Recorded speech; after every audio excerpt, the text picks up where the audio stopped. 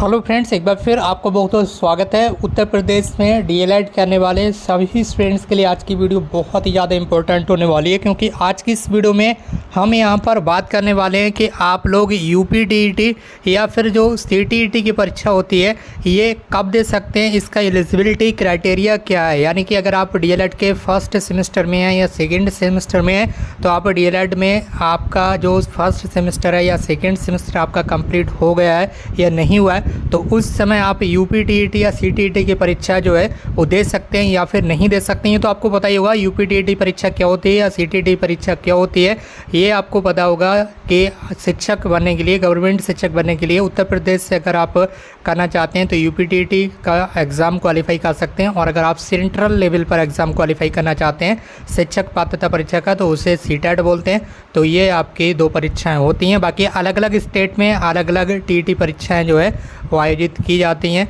तो हम यहाँ पर बात करने वाले हैं आपकी यूपीटीईटी और सीटीईटी परीक्षा के बारे में। अगर आप भी जानना चाहते हैं तो वीडियो में एंड तक बने रहेगा। अगर आप चैनल पर नए हैं तो इस तरह की और भी लेटेस्ट न्यूज़ के लिए चैनल को सब्सक्राइब करके बेल आइकन जरूर प्रेस कर लीजिए। सबसे पहले यहाँ पर बात कर लेते हैं आपका एलिजिबिलिटी क्राइटेरिया क्या रहता है। जैसे कि अगर आपको यूपीटीईटी की परीक्षा देना है, ठीक है, तो यहाँ पर आपका 1 ईयर यानी कि 1 साल कंप्लीट रहना चाहिए और आप फाइनल ईयर में होना चाहिए, ठीक है, डीएलएड के अंतिम वर्ष में होना चाहिए। यानी कि आपका सेकेंड सेमेस्टर का जो रिज़ल्ट है वो घोषित हो जाना चाहिए, उसके बाद ही आप यूपीटीईटी की जो परीक्षा है वो दे सकते हैं। तो ये आपका एलिजिबिलिटी क्राइटेरिया है यूपीटीईटी परीक्षा के लिए। इसके साथ अगर सीटेट की बात करें तो सीटीईटी की परीक्षा में भी सेम टू सेम यही रहता है कि अगर आपका 1 ईयर कंप्लीट हो चुके हैं यानी कि 2 सेमेस्टरों का रिज़ल्ट आ चुका है और आप तीसरे सेमेस्टर में हैं तब आप सीटीईटी की परीक्षा भी दे सकते हैं। ये दोनों का एलिजिबिलिटी क्राइटेरिया आपका हो जाता है।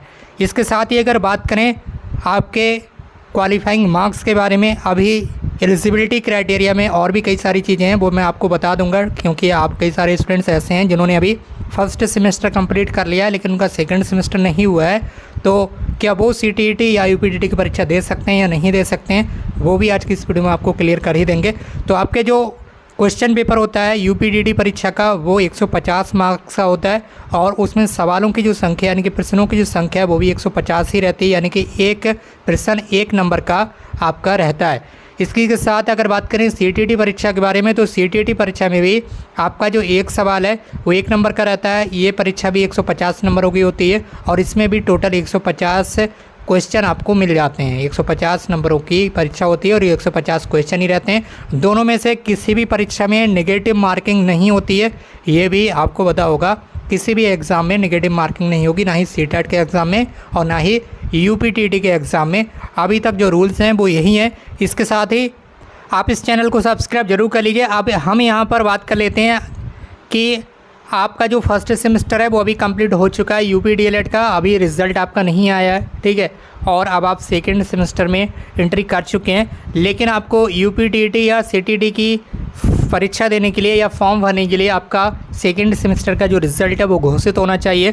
तो यूपीटीईटी की परीक्षा फॉर्म आप तब तक नहीं भर पाएंगे जब तक आपका सेकेंड सेमेस्टर क्लियर नहीं हो जाता, यानी कि सेकेंड सेमेस्टर आपका रिज़ल्ट घोषित नहीं हो जाता है, ठीक है। तो यूपीटीईटी की परीक्षा आप तब तक नहीं दे सकते हैं, चाहे उससे पहले फॉर्म आ जाए यूपीटीईटी का या नहीं है, ठीक है, उससे यहाँ पर मतलब नहीं है। अगर अभी फॉर्म आ गया, ठीक है, मान लीजिए सितंबर में फॉर्म आ गया, अक्टूबर में फॉर्म आ गया, नवंबर में फॉर्म आ गया, तो उस समय तक आपका सेकेंड सेमेस्टर जो है वो पास नहीं होगा, तो आप यूपीटीईटी का एग्ज़ाम जो है वो दे ही नहीं पाएंगे। ये चीज़ आपको ध्यान रखना है, क्योंकि यूपीटीईटी का फॉर्म अगर आप फिल भी कर देते हैं अपीयरिंग में तो एग्ज़ाम देते समय आपको, जब आप एग्ज़ाम सेंटर पर जाएंगे तो वहाँ पर आपसे मार्कशीट जो है वो मांगी जाती है, ये आपको ध्यान रखना है। और एग्ज़ाम सेंटर पर अगर आप फर्स्ट सेमेस्टर की मार्कशीट दिखा देते हैं तब भी आपको एग्ज़ाम देने के लिए मिल जाएगा, ठीक है। अगर आप फर्स्ट सेमेस्टर की एग्ज़ाम की जो मार्कशीट है वो दिखा देंगे, ठीक है, तभी आपको एग्ज़ाम देने के लिए मिल जाएगा। इंटरनेट वाली मार्कशीट दिखा देंगे तभी आपको जो है वो एग्ज़ाम देने के लिए मिल जाएगा, ठीक। लेकिन एक चीज़ आपको ध्यान रखना है, आपका जो रिज़ल्ट है वो वैलिड नहीं होगा, ठीक है, ये ध्यान रखना आपको। रिज़ल्ट वैलिड नहीं होगा, रिज़ल्ट वैलिड तभी होगा जब आपका सेकेंड सेमेस्टर का रिज़ल्ट आ जाए, उसके बाद आप यूपीटीईटी का फॉर्म भरें और उसको आप पास करें, तब आपका यूपीटीटी का जो रिज़ल्ट है वो वैलिड होगा। अगर आप सेकेंड सेमेस्टर कंप्लीट होने से पहले यूपीटीटी की परीक्षा पास कर भी लेते हैं तब रिज़ल्ट आपका वैलिड नहीं होगा, ये चीज़ आपको ध्यान रखना है। तो यूपीटीटी की परीक्षा में आपको सम्मिलित होने के लिए आपके पास डीएलएड के किसी भी एक सेमेस्टर की जो मार्कशीट है वो रहना चाहिए, ये आपको ध्यान रखना है। तभी आप जो आपका यूपीटीटी की परीक्षा है एग्ज़ाम सेंटर पर जाकर किसी भी एक सेमेस्टर की मार्कशीट आप दिखा देंगे तो आपका जो एग्ज़ाम है वो हो जाएगा, लेकिन वैलिड तब होगा जब आपका सेकेंड सेमेस्टर का रिज़ल्ट आपके पास होगा। उससे पहले अगर आप यूपीटीटी की परीक्षा देंगे तो वो एग्ज़ाम वैलिड नहीं होगा, यानी कि वो रिज़ल्ट आपका वैलिड नहीं होगा। चाहे आप किसी भी तरह से परीक्षा दें, अगर परीक्षा में सम्मिलित हो भी जाते हैं, पास कर भी लेते हैं, तो वो रिज़ल्ट वैलिड नहीं होगा, ये ध्यान रखना आपको।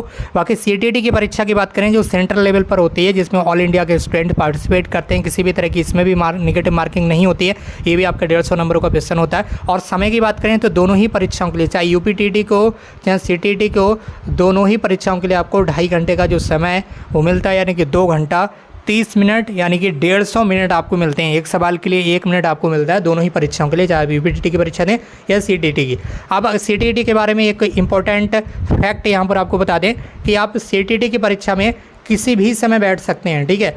चाहे अगर आपने मान लीजिए डीएलएड का फॉर्म ही फिल ना किया हो, आपने डीएलएड में एडमिशन ही ना लिया हो, तब भी आप सीटीटी की परीक्षा जो है उसमें बैठ सकते हैं और एग्ज़ाम दे सकते हैं। सीटीटी की तरफ से ऐसे स्ट्रिक्ट रूल नहीं है कि आपको डीएलएड की मार्कशीट दिखाना है, या अगर आप बीएड के स्टूडेंट्स हैं तो बीएड की मार्कशीट दिखाना है फर्स्ट सेमेस्टर या फर्स्ट ईयर की। ऐसे रूल्स सीटेट की परीक्षा में नहीं बनाए गए। तो अगर आपका सीटेट एग्ज़ाम आप देना चाहते हैं, ठीक है, और आपका फर्स्ट सेमेस्टर का रिज़ल्ट अगर नहीं आ पाता है, आपके पास फर्स्ट सेमेस्टर की मार्कशीट नहीं है, तब भी आप जो है वो सीटीटी की परीक्षा दे सकते हैं। और ये आपको पता होना चाहिए कि रिज़ल्ट आपका तभी वैलिड होगा, सेम टू सेम यूपीटीटी की परीक्षा की तरह ही सीटेट का रिज़ल्ट भी आपका तभी वैलिड होगा जब आपके 2 सेमेस्टर क्लियर हों, यानी कि दोनों सेमेस्टर आपके कंप्लीट हों, यानी कि रिज़ल्ट होना चाहिए आपके पास सेकेंड सेमेस्टर का। मार्कशीट यानी कि सर्टिफिकेट सीटेट का तभी वैलिड होगा आपका अगर आप पास कर लेते हैं जब आपके पास सेकेंड सेमेस्टर का रिज़ल्ट होगा। उससे पहले अगर आप सीटेट की परीक्षा पास कर भी लेते हैं तो वो मार्कशीट या सर्टिफिकेट आपका वैलिड नहीं होगा। लेकिन अगर आप एक्सपीरियंस के लिए सीटीटी की परीक्षा देना चाहते हैं कि सीटेट में किस तरह से क्वेश्चंस आते हैं, किस तरह से एग्ज़ाम में बैठने पर आपको यहाँ पर प्रैक्टिस करना रहती है, ठीक, तो वो सारी चीज़ें अगर आप रियल एक्सपीरियंस लेना चाहते हैं सीटेट एग्ज़ाम का, तो आप फॉर्म फिल करके एग्ज़ाम दे सकते हैं, चाहे आपका कोई सा सेमेस्टर हो, चाहे आपका कोई सा सेमेस्टर हो ही ना, ठीक है, यानी कि आपने एडमिशन ही ना लिया हो, तब भी आप जो है वो सीटेट की परीक्षा दे सकते हैं। यानी कि जिन स्टूडेंट्स ने अभी डीएलएड फर्स्ट सेमेस्टर के एग्ज़ाम दिए हैं उनका रिज़ल्ट चाहे कभी भी आए, और सीटेट का फॉर्म अभी आ जाता है लगभग नवंबर के आसपास, तो वो दिसंबर जनवरी में पेपर होगा, उसमें पार्टिसिपेट कर सकते हैं। लेकिन एक चीज़ आपको ध्यान रखना है कि जब तक आपका सेकेंड सेमेस्टर का रिज़ल्ट आपके पास नहीं होगा तब तक आपका रिज़ल्ट वैलिड नहीं होगा। और आप सोच रहे हो कि हम ये जनवरी में जो एग्ज़ाम होगा 2025 में सीटेट का, या दिसंबर में एग्ज़ाम होगा, उसे अगर हम क्लियर कर भी लेंगे तो सेकेंड सेमेस्टर का रिज़ल्ट आने के बाद वो मार्कशीट वैलिड हो जाएगी, तो ऐसा कुछ नहीं होता है। जब आप सीटेट का फॉर्म फिल कर रहे हैं तभी उसी समय आपके पास जो डीएलएड के सेकेंड सेमेस्टर की मार्कशीट यानी कि जो रिज़ल्ट है वो होना चाहिए। उसके बाद अगर आप फॉर्म फिल करते हैं और उसे पास करते हैं तभी आपका जो सर्टिफिकेट है वो वैलिड माना जाएगा। ये कुछ इंपॉर्टेंट चीज़ें हैं जो आपको समझना है। यानी कि आप यूपीटीटी की परीक्षा में तब सम्मिलित हो सकते हैं जब आपके पास किसी भी एक सेमेस्टर यानी कि कम से कम फर्स्ट सेमेस्टर की मार्कशीट हो आपके पास, चाहे वो इंटरनेट वाली ही हो। और सीटीटी की परीक्षा में आप किसी भी समय पार्टिसिपेट कर सकते हैं, किसी भी समय एग्ज़ाम दे सकते हैं, उसमें मार्कशीट नहीं मांगी जाती है एग्ज़ाम देते समय, लेकिन वैलिडेशन दोनों की सेम है। आपके पास जब सेकेंड सेमेस्टर का रिज़ल्ट आ जाएगा उसके बाद अगर आप टेट या सीटेट एग्ज़ाम को क्वालिफाई करेंगे तभी आपका जो रिज़ल्ट है वो वैलिड माना जाएगा। एक चीज़ और यहाँ पर आपको क्लियर कर दें, पहले क्या होता था यूपीटीटी और सीटीटी की परीक्षाओं के वैलिडेशन टाइम होता था, इनका जो रिज़ल्ट जो मार्कशीट होती है उसका एक वैलिडेट पीरियड होता था, यानी कि 5 साल और 7 साल के बाद इनकी जो मार्कशीट थी वो यहाँ पर इनवैलिड हो जाती थी। यानी कि अगर आपने अभी सीटेट का एग्ज़ाम पास कर लिया, यूपीटेट का एग्ज़ाम पास कर लिया, तो उनका एक टाइम था यूपीटेट की परीक्षा, यूपीटेट के मार्कशीट यानी कि सर्टिफिकेट का जो समय था वो 5 साल था और सीटेट की सर्टिफिकेट का समय 7 साल था। लेकिन अब उसे यहाँ पर रिजेक्ट कर दिया गया और अब आपके जो सर्टिफिकेट हैं, आप एक बार यूपीटेट की परीक्षा पास कर लीजिए, आपका ये लाइफ टाइम वर्क करेगा, लाइफ टाइम, ठीक है, हमेशा के लिए। इसी तरह से सीटेट की परीक्षा अगर आप एक बार पास कर लेते हैं तो ये भी आपका सर्टिफिकेट लाइफ टाइम जो है वो वैलिड रहेगा। और यूपी टेट का सर्टिफिकेट भी एक बार पास करने पर लाइफ टाइम वैलिड रहेगा। पहले इसका वैलिडेशन पीरियड था 5 साल यूपी टेट का और सीटेट का 7 साल। ठीक है, तो ये चीज़ आपको उम्मीद करता हूँ समझ में आ गई होंगी। बाकी इसके अलावा अगर आपका कोई क्वेश्चन है, कोई सवाल है तो नीचे कमेंट बॉक्स में ज़रूर टाइप करें। उस वीडियो को शेयर जरूर करें अपने फ्रेंड्स के साथ। और एक चीज़ और यहाँ पर क्लियर कर दें, चाहे यूपी टेट की परीक्षा हो या सीटेट की परीक्षा हो, आप कितने भी बार दे सकते हैं, इसमें कोई भी रोक टोक नहीं है। ठीक है, आप चाहे 10 बार दें, चाहे 2 बार दें, चाहे 1 ही बार दें। ठीक है, इससे यूपी टेट या सीटेट पर आपके मार्कशीट पर कोई इफेक्ट नहीं पड़ता है, ना ही आपके रिजल्ट पर कोई इफेक्ट पड़ता है। आप अपनी मर्ज़ी से कितने भी बार परीक्षा दे सकते हैं, चाहे आप पास हों या ना हो, ये आपके ऊपर डिपेंड करता है। अगर आपने एक बार में पास कर लिया तब भी आप दोबारा से परीक्षा दे सकते हैं। ठीक है, इसके लिए कोई अटैम्प्ट वगैरह काउंट नहीं किया जाता है। तो उम्मीद करता हूँ आपकी जानकारी पसंद आई होगी। इस वीडियो को अपने फ्रेंड्स के साथ भी शेयर कर दीजिए ताकि अदर भाई बहनों को भी इस बारे में पता चल सके। और अगर आप चैनल पर नए हैं तो इस तरह की और भी लेटेस्ट न्यूज़ के लिए चैनल को सब्सक्राइब जरूर कर लीजिए। आज की इस वीडियो में बस इतना ही।